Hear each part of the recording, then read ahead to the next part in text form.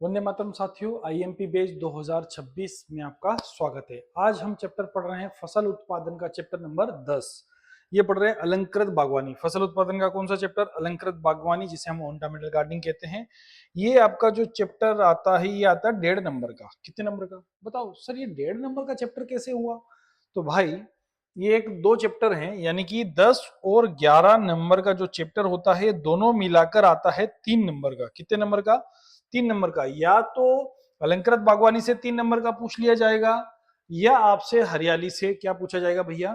3 number का पूछा जाता है, या दोनों से 2 से 1, 1 से 2, ऐसा कुछ करके दोनों मिक्सअप गिचड़ पिचड़ करके कहीं ना कहीं से पूछ लिया जाएगा। ठीक है, तो हम बात करते हैं अब ये कहीं से भी 3 नंबर हमारे ना छूटे, इसके लिए हम बात करेंगे किस तरह के क्वेश्चन हमसे पूछे जा सकते हैं। तो आइए बात करते हैं अलंकृत बागवानी के महत्व। लिखिए, अलंकृत बागवानी जिसे हम ऑर्नामेंटल हम कहते हैं, यानी कि इस अलंकृत बागवानी का क्या करते हैं भैया? अलंकृत बागवानी कि घर में जितने भी सुंदर, घर के आसपास, गार्डन के आसपास जितने भी शोभाकारी पौधे लगाए जाते हैं, बेल लताएं, पेड़, सब कुछ आ सकते हैं, उन पेड़ों को हम कहते हैं ऑर्नामेंटल। क्या कहते हैं? ऑर्नामेंटल, यानी कि सुंदर, अलंकृत, जो कि मनमोहक होते हैं। ठीक है, देखते से ही बहुत अच्छा लगता है, मन को मोह लेते हैं, ऐसे पौधे को हम बोलते हैं अलंकृत बागवानी। क्या बोलते हैं भैया? अलंकृत बागवानी। अब इस अलंकृत बागवानी का महत्व क्या होता है? तो शोभाकारी उद्यान मन बहलाने का उत्तम साधन है। तो जो भी अलंकृत बागवानी आप लगाओगे, जो भी उद्यान बनाओगे, जो गार्डन बनाया जाता है, तो आप लोगों ने देखा होगा गार्डन में बीच में क्या लगी होती है? लॉन, हरियाली लगी होती है, आसपास फूलदार पौधे लगे होते हैं, बहुत साइड से छायादार वृक्ष लगे होते हैं, कुछ झरने वगैरह बहते रहते हैं, थोड़ी बहुत ऊंची नीची जगह होती हैं, बच्चों के झूले वगैरह लगे रहते हैं। तो ये सब क्या करते हैं भैया? क्या काम करते हैं? मन बहलाने का काम करते हैं। दूसरा, अलंकृत उद्यान घर के आसपास सुंदरता बढ़ाते हैं, बराबर, क्योंकि अलंकृत उद्यान होंगे तो घर की सुंदरता भी बढ़ेगी, आसपास की सुंदरता बढ़ेंगे। यह पर्यावरण प्रदूषण को भी क्या करता है? सॉरी, पर्यावरण प्रदूषण को भी क्या करता है? रोकता है। अगला प्रश्न है, भारत के प्रमुख शोभाकारी उद्यानों के नाम व स्थान लिखिए। वेरी वेरी इंपॉर्टेंट क्वेश्चंस बेटा। भारत के प्रमुख शोभाकारी उद्यानों के नाम, जो कि नेशनल या इंटरनेशनल है ना, हो सकते हैं। तो पहला आता है वृंदावन गार्डन। कौन सा गार्डन? जहां वृंदावन, यानी कि ये मत लिख देना मथुरा में है कि वृंदावन में है, यूपी में। भैया ये मैसूर में है। कहां पर है? मैसूर में। नंबर 2, मुगल गार्डन, ये कहां पर है? दिल्ली में है, याद रखना। नंबर 3, शालीमार गार्डन, यह कहां है? श्रीनगर में है। ठीक है, अगला 4, बॉटनिकल गार्डन, ये कहां पर है भैया? ऊटी में है। ये आपको याद रखना पड़ेगा जगह का नाम। गुलाब गार्डन, एक और गुलाब गार्डन, तो ये गुलाब गार्डन कहाँ है? तो चंडीगढ़ में है। कहाँ है? चंडीगढ़ में है। ये आपको याद रखना पड़ेगा। ठीक है, चलो अगले प्रश्न की हम बात कर रहे हैं कि सड़क किनारे लगाए जाने वाले वृक्षों के नाम व वैज्ञानिक नाम लिखिए। सड़क किनारे भाई बमूल लगा रहता है, पलास लगा रहता है जिसे हम खाकरा कहते हैं, बेल बिल्लर लगी रहती है, नीम लगा रहता है, फलाना ढिमका, बहुत सारे लगे रहते हैं। फिर भी हम ज्यादातर जिन पौधों को ज्यादा महत्व दिया जाता है, तो सबसे ज्यादा शीशम, ये ठंडक से यानी कि बिल्कुल ठंडा माहौल कर देता है, उसके लिए लगाया जाता है शीशम का। डेलवार्जिया सिस्सू कहा जाता है। इसका वानस्पतिक नाम क्या है? डेलवार्जिया सिस्सू। अगला, जामुन भी लगाया जाता है, ये भी अच्छा, जो कि फल भी देता है और अच्छी छाया भी देता है। यूजीनिया साइजियम, यूजीनिया साइजियम, याद रखो बेटा। दूसरा, नीम बहुत ज्यादा लगाया जाता है। एजाडिरेक्टा, एजाडिरेक्टा इंडिका, एजाडिरेक्टा इंडिका, एजाडिरेक्टा इंडिका, ऐसे करके आपको क्या करना पड़ेगा दोस्त? नाम याद रखना पड़ेगा। किन्हीं दो फूलदार वृक्षों के नाम लिखिए। तो गुलाउदी बड़ा, डेलोनिक्स रेजिरा जिसे कहा जाता है। ठीक है, अमलतास भाई, केसिया फिस्टुला, है ना, अमलतास केसिया फिस्टुला, ये आपको याद रखना पड़ेगा।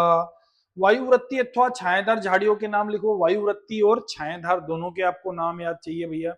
कि वायुवृत्ति, ठीक है, जिसे बांस होता है ना, वायु जिसे बेम्बूसा स्पीसीज बोला जाता है।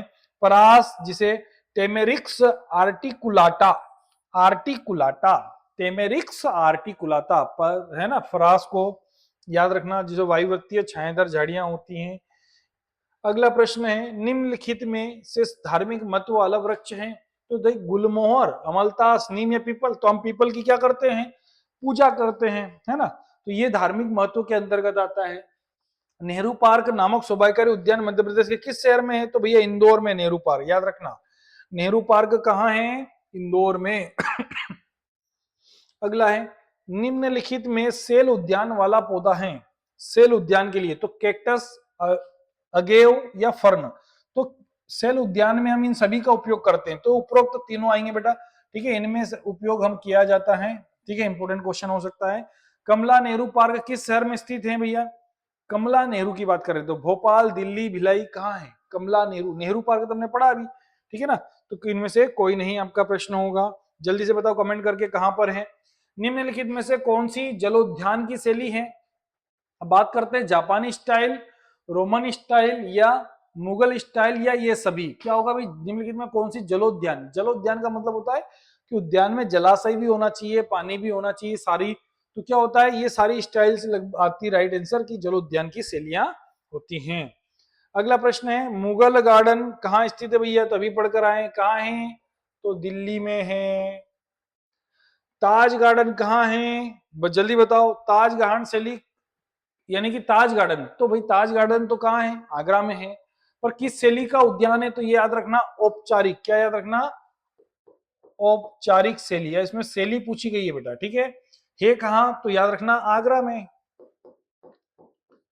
अगला, वृंदावन गार्डन किस शहर में स्थित है, अभी पढ़कर आए हैं, तो मैसूर में, कहां पर है, ये मैसूर में है। अगला है, शालीमार गार्डन कहां पर है, तो भाई ये श्रीनगर में है।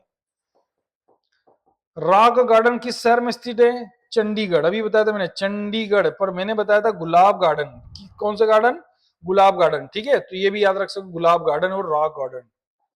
अगला प्रश्न है हमारा कि लान के लिए कौन सी घास उत्तम रहती है, तो दूब घास, है ना, कि गार्डनों में जो लान लगाई जाती है उन कौन सी घास में लगाई जाती है, दूब घास। किसी अलंकृत उद्यान में फूलों की क्यारियों को दूसरी अलंकृत वस्तुओं से पृथक करने के लिए कम ऊंचाई वाले अलंकृत पौधों को उगाना क्या कहलाता है, तो एंजिंग कहते हैं। तो हम क्या करते हैं कि स्टेप बाय स्टेप उगाना है, भाई पीछे वाला बड़ा है तो आगे वाला थोड़ा क्या होना चाहिए, छोटा होना चाहिए, तो उन्हें पृथक यानी कि अलग करके उगाने की क्रिया को हम कहते हैं एंजिंग, ठीक है। चलो भाई, तो इसी प्रक्रिया को हम आगे बढ़ाते हैं, अच्छे से आपको पढ़ना है, ऑब्जेक्टिव वाला क्वेश्चन है तो ये आपको याद ही रखना पड़ेगा, ठीक है। तो इसके लिए मैं आपको बोलता हूं कि भैया थैंक यू, क्योंकि ये लेक्चर बहुत छोटा था, ऑब्जेक्टिव टाइप से प्लस कुछ क्वेश्चंस आपके बनने वाले थे, तो इसी तरह से जो छोटे चैप्टर हैं उन छोटे चैप्टरों को छोटे तरीके से हम लोग समझा रहे हैं, ताकि आप क्वेश्चन जो और आंसर परीक्षा में बिल्कुल सटीक तरीके से लिख पाए, ठीक है ना। तो इसी तरह इन चैप्टरों को धीरे धीरे धीरे करके एक दिन में 2 चैप्टर 3 चैप्टर करके वीडियो देखकर रिवीजन करते रहें, ताकि आप इन रिवीजनों के साथ जो है हमारी परीक्षा होने वाली है, कौन सी, फसल उत्पादन का जो पेपर होने वाला है उसको बहुत अच्छी तरीके से क्या कर पाओ, आप कवर कर पाओ, इन छुट्टियों का आप लाभ ले पाओ, और लाभ ले नहीं पाओ लाभ लेना पड़ेगा, है ना, नहीं तो जो है पेपर बिगड़ सकता है। तो इसलिए ज्यादा समय मिला है तो बहुत अच्छे से इसे क्या कर लो, पढ़ लो, ठीक है। मिलते हैं अगले वीडियो में, वंदे मातरम।